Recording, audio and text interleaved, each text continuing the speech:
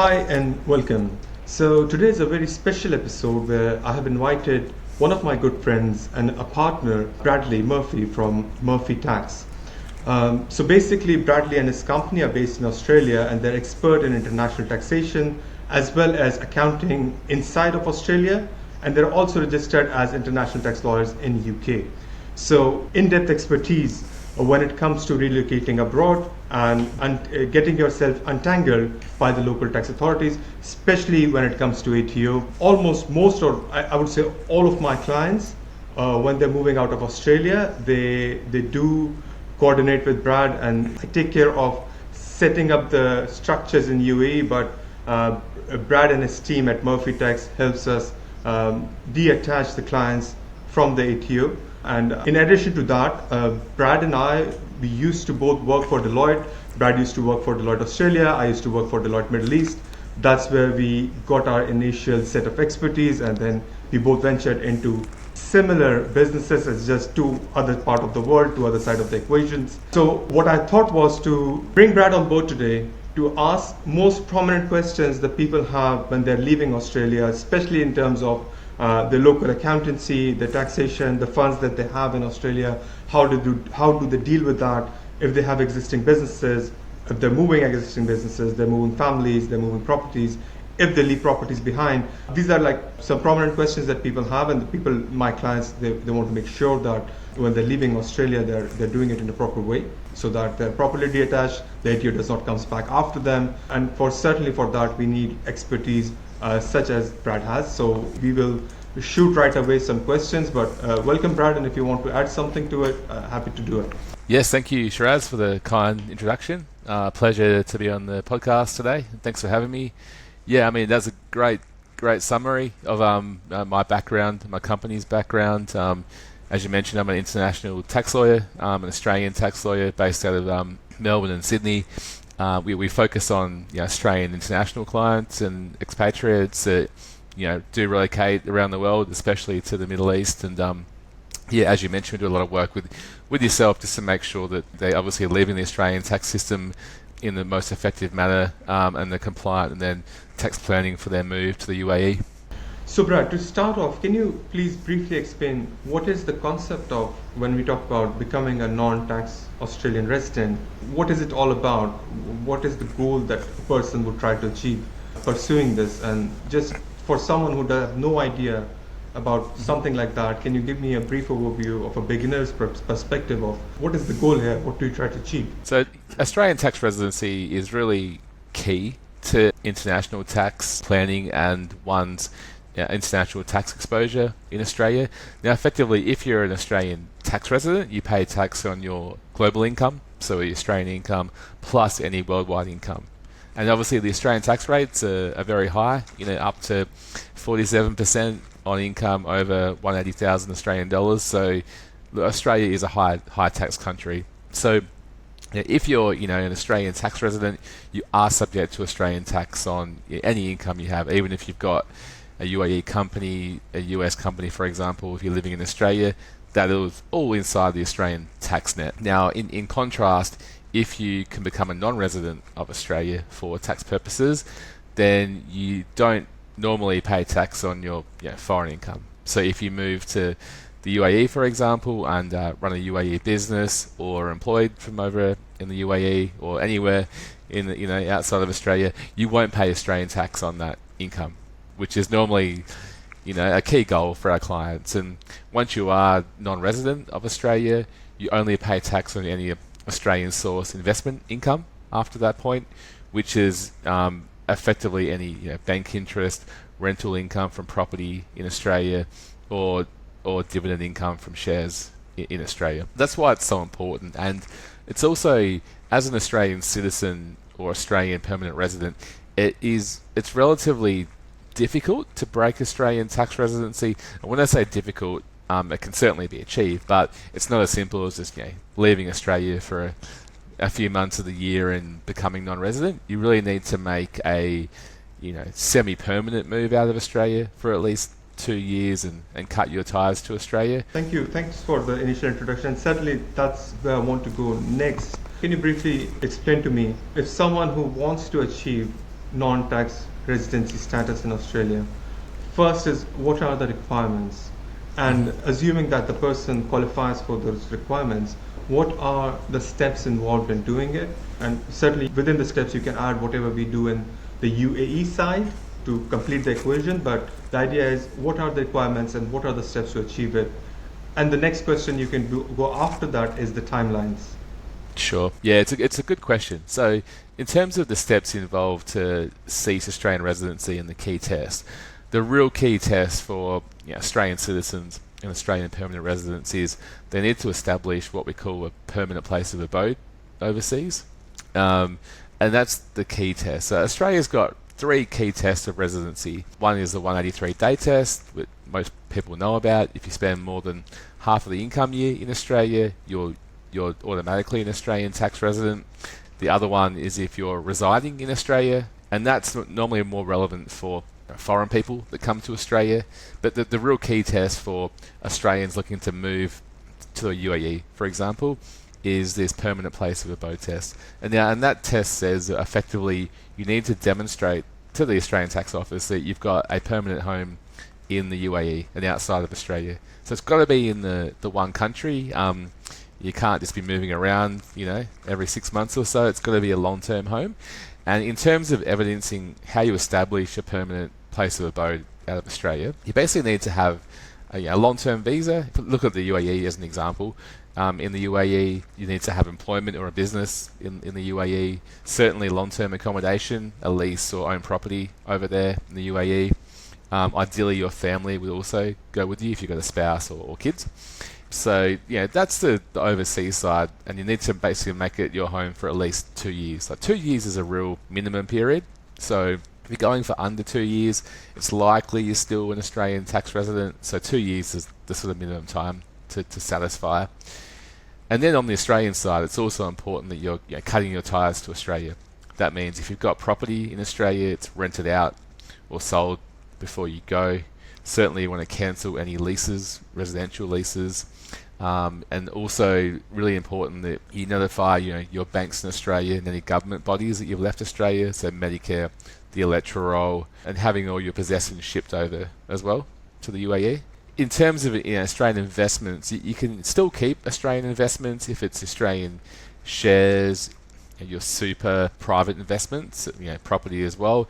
It's okay, but you really can't be seen to be living or residing in Australia in any fashion. That's a real key point, and certainly you want to make sure that you're not spending too much time back in Australia. You're certainly permitted to come back to Australia and visit on short-term visits for holidays or to see friends, but certainly spending any more than sort of 2 or 3 months a year in Australia can attract the attention of the Australian Tax Office. And just to round that out, Shiraz, too, there was a new residency rule that was proposed in a federal budget we had 2 years ago, and that rule said, basically known as a 45-day rule, that said, look, if you're spending more than 45 days a year in Australia, the ATO would deem you to be an Australian resident. Now, that law has not been introduced yet. It's been put on hold. There's been no draft law. So for the time being, it's nothing to worry about, or not a law yet, but certainly watch this space going forward. Thank you for the insightful conversation. Brad, can you also touch upon the timelines that we are looking at in terms of achieving these goals? Like, as you said, I understand that you say 2 years is the minimum of commitment that you can show. Now, when we set up someone in UAE, we get them a long-term residence visa that's starting at 2 years, and then it's renewable every 2 years. So the residency requirement for 2 years is there. We usually, the rental contracts for the apartments in Dubai, they're usually for 1 year, and that gets renewed every year. So from a residency and a proving of a long-term residence at the house, we do it from the UAE perspective. But I want to understand the overall timeline. Someone comes to you today, says, Brad, I have these businesses, this is my funds in the bank, I have a family here, I want to now made up my mind, I have to leave Australia, become a non-Australian tax resident. What's the timelines that we can look into really achieving the 8 years goal? Fantastic question, Shiraz. And look, normally the starting point would be that on the date you leave Australia, you're non-resident on that date you leave, so you're not resident for the full year, but only for the part year. So on the date you left Australia, with the intention to leave for more than 2 years, you'd normally be non-resident from that date. But in terms of the timeline, really good question, right? Obviously, it's really important that they get set up in the UAE and speak to somebody, like yourself, to get set up correctly there through, getting the visa sorted, getting your company set up, and the rental agreement, bank accounts before you actually leave Australia is key to demonstrate to the ATO that you're not resident. That does take a bit of time just to get that process, going. And also at the same time, on the Australian side, obviously there's things to do, such as if you need to incorporate a new, business or move your business from Australia to the UAE, think about how to do that, how to move your clients across, how to move money, and also if you've got property here, if you need to sell it, that can take some time to liquidate it, even if you're going to rent it, to make those, arrangements to do that.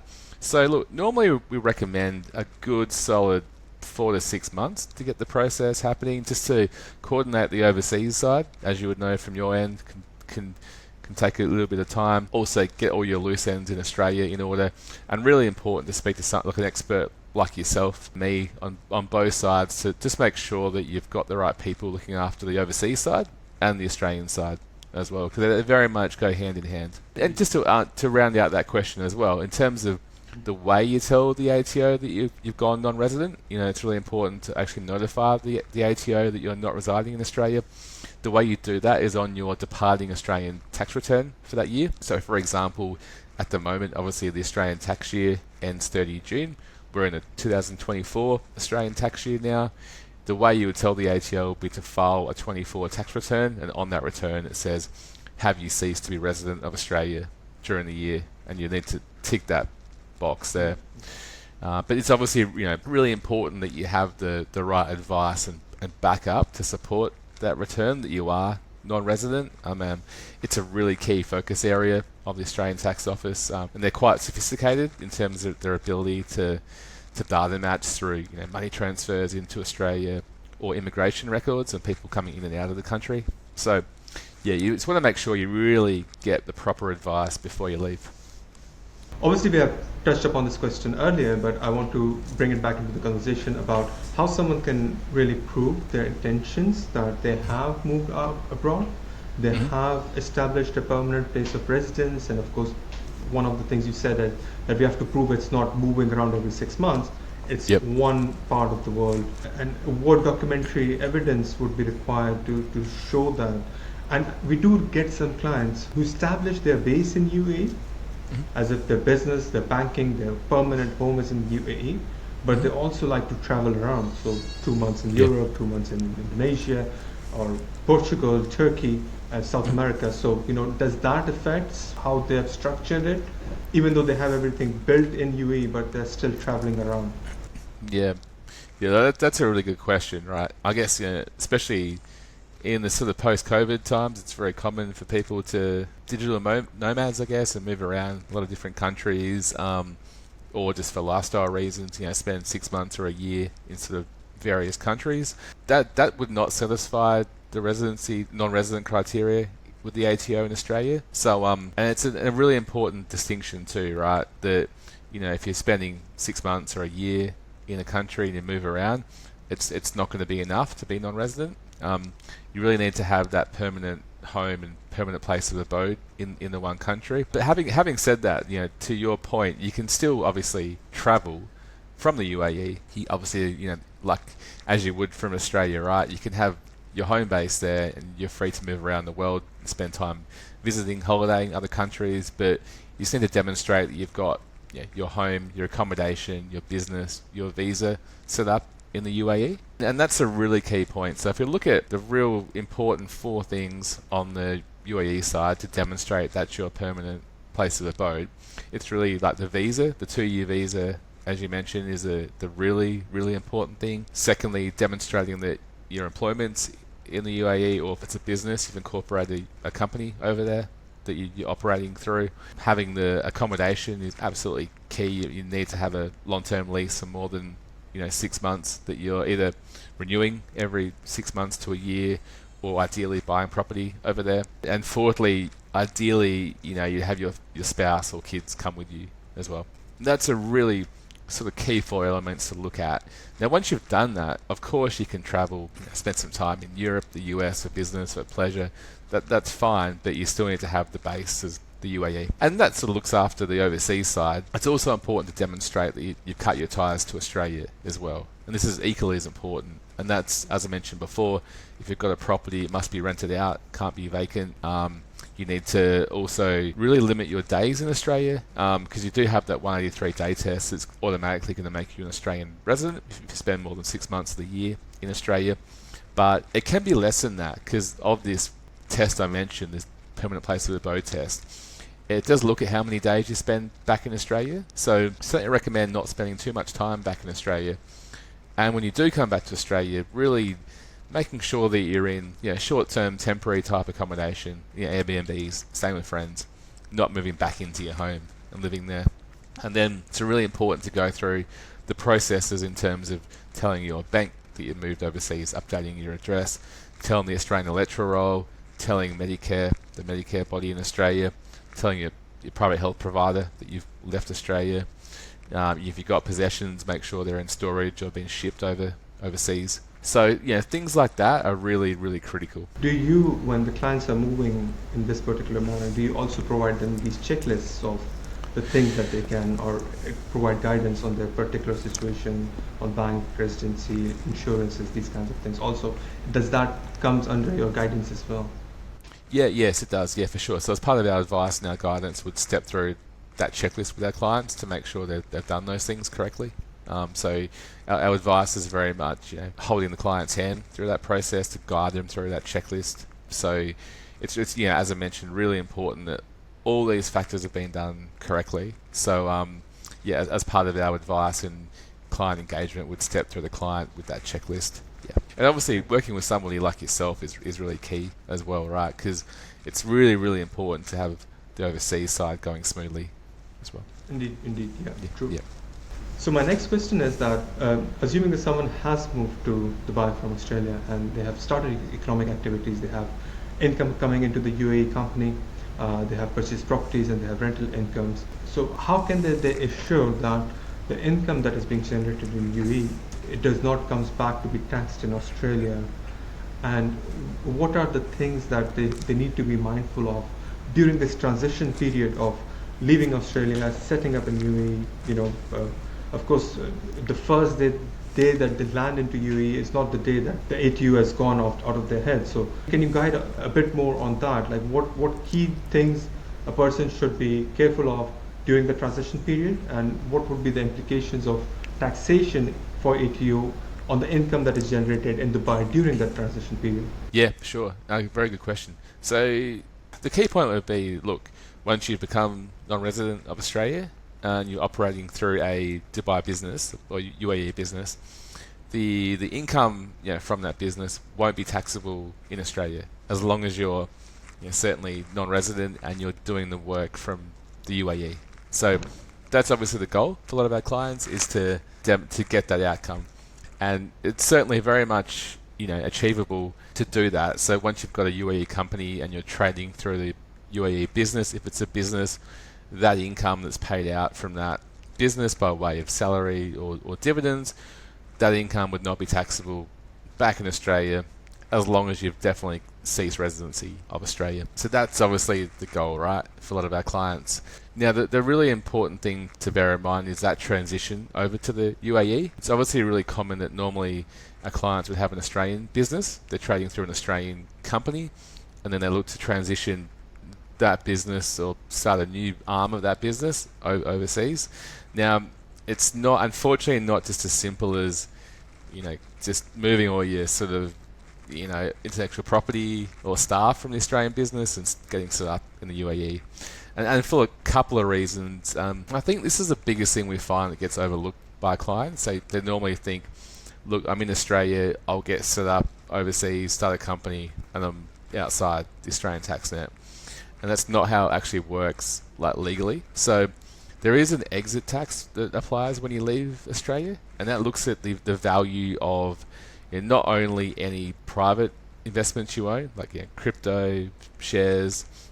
It also looks at the value of your company. So if you've got an actual valuable trading business, when you leave Australia, there's actually this capital gains exit event that can apply that based on the value of those investments or your company. Now, you can defer that and just pay the tax when you sell. If it's a company, when you sell your company, or when you sell let's call it the Bitcoin or the shares. But important to bear in mind, if you defer it and you sell it, it's still subject to Australian tax. And this is why it's really important to look at when you leave Australia, what assets do you own? What are they worth? What's the gain on these? Because it can be really advantageous to pay that exit charge, especially if it's a relatively low amount. The gain's low, because any future gain is not taxable in Australia. Now, if we're looking to move an actual business, or if you're looking to keep the Australian business running, first off, you need to think about how to get the cash out of that company. Now you're overseas. Do you pay yourself a dividend or a salary? If it's actually an ongoing trading business, you need to be very mindful of the Australian transfer pricing rules. If you're paying yourself a management fee out of that business, or if it's operating, normally it's not as simple as just moving all the profits overseas. So you just need to have some care around how much profit you leave in Australia versus overseas. Or if you're going to shut down your Australian business, just make sure you do that in the right manner as well, so there's no sort of anti-avoidance there in the ATO's eyes. Thank you, Bradley, for that detailed explanation. And I want you to touch more upon the exit tax, the concept of exit tax. Can you describe that in a bit more detail? What it is, whom is it applicable? Is it applicable on everyone who is leaving Australia, and when would that be applicable? And are there any specific tax percentage that they put on exit tax, and on what things is that exit tax being applicable? And I'm sure you mentioned something about deferring that exit tax.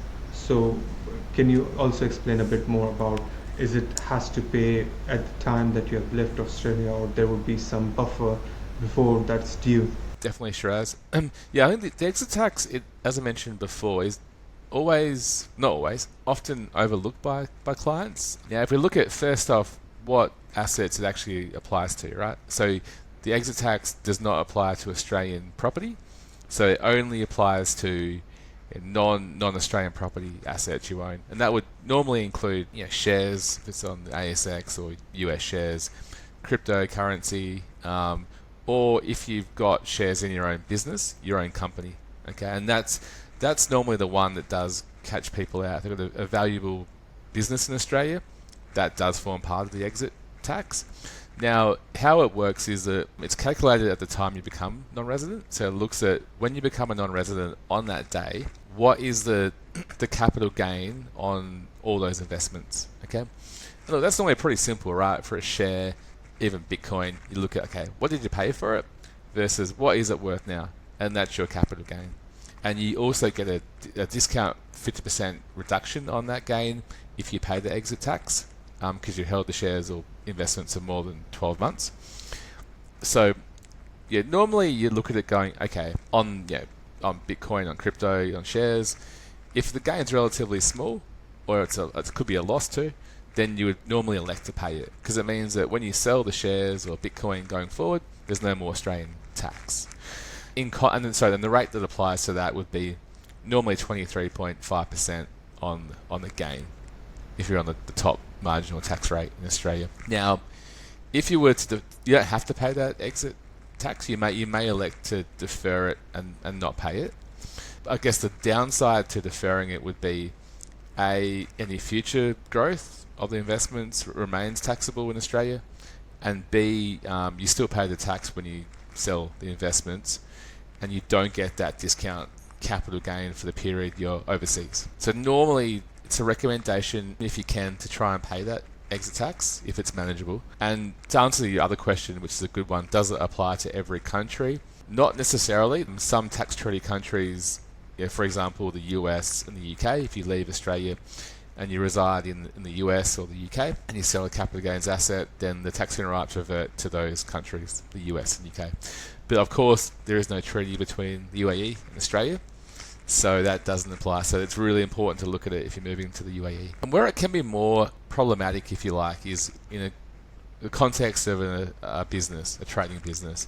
I mean, it's often quite hard to work out the value of that business. If you've grown your own business, say you're in e-commerce, right, and you've grown it from scratch to doing, let's say, $10 million of sales per year, what is the value of that business, right? And it may not be an issue if you never intend to sell it or you come back to Australia, but if you do go overseas and you do sell it, then it needs to be considered carefully.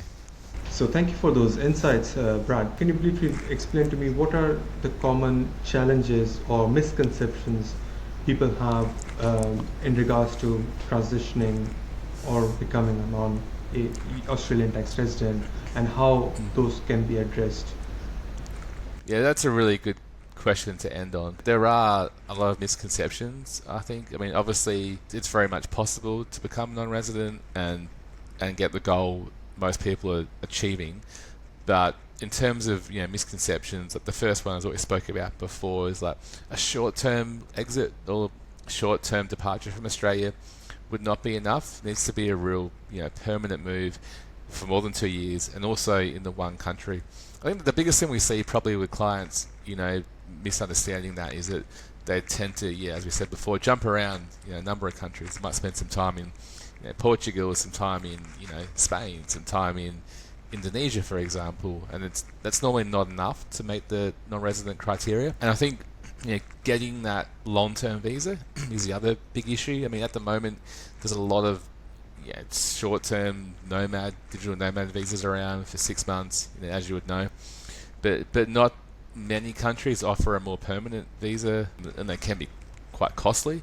The UAE is obviously a great place to look at, given the relative ease of getting the visas and their long-term visas too, as you can elaborate on, I'm sure explain better than me. So that's another challenge too. The other misconception is, just you've got a business in Australia, you can just walk away and leave it and set up over there without worrying about it. That's probably the biggest thing we see, especially for people that have a business looking to move their business offshore. It's normally not quite that simple.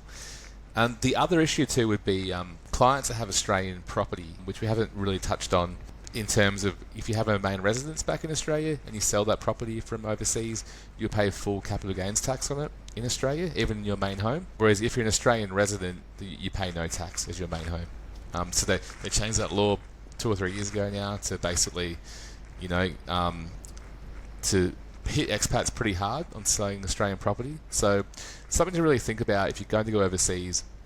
Do you sell your property before you go, or do you rent it out and sell it when you come back? But the really important part would be to make sure you're in Australia when you sell it.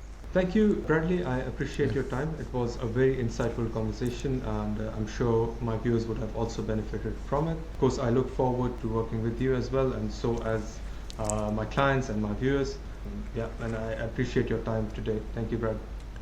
Yeah, thanks, Raz. Appreciate you having me on the podcast, and really enjoyed it. Yeah, look forward to working with you and your clients going forward. Bye-bye.